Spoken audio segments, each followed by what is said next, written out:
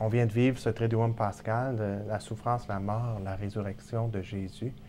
À travers la crise que l'Église traverse en ce moment, elle en a vu d'autres aussi, quel est le sens, quel sens on trouve dans la croix, justement? On s'est posé cette question-là entre prêtres dans mon diocèse. Quel est le sens? Qu'est-ce que Jésus nous appelle à vivre à travers les souffrances qui sont les nôtres? Et comme prêtre, en cette année du prêtre, on a cherché ensemble à voir les chemins de vie.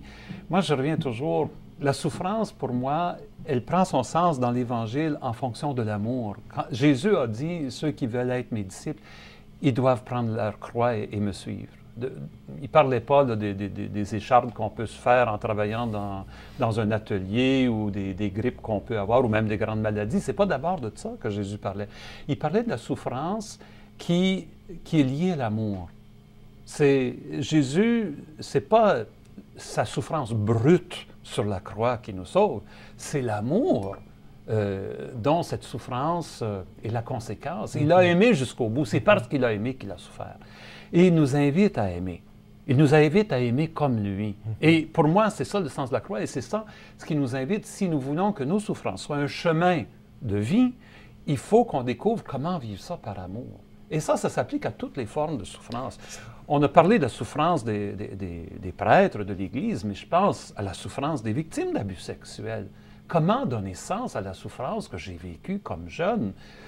Je veux pas commencer à dire comment le faire, parce que je suis, comment je pourrais dire, très humble devant cette souffrance-là. Est-ce que c'est possible d'y trouver un sens? Mais il me semble que la seule façon, c'est d'y mettre de l'amour, de découvrir sa propre souffrance comme un tremplin vers l'amour, peut-être en découvrant ma propre vulnérabilité. J'apprécie la vulnérabilité des autres et ça me permet d'aimer les autres plus profondément. Chacun doit faire son chemin là-dedans.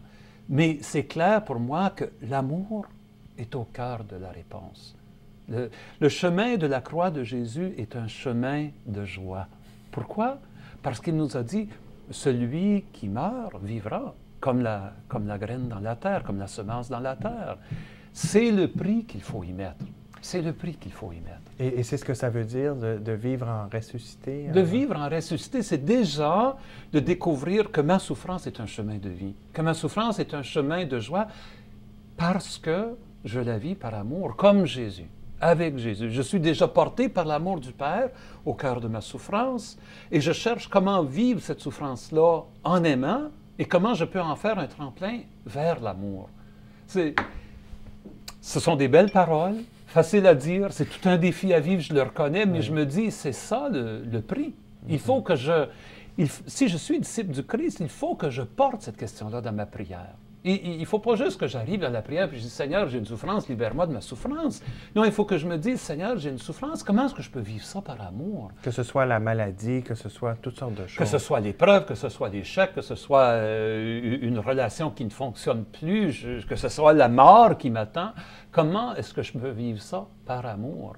Dans l'Eucharistie, quand je vais célébrer l'Eucharistie, je suis appelé à m'unir au Christ qui se donne sur la croix. À faire de ma vie une offrande. Ça veut dire que j'accepte la souffrance qui vient avec l'amour.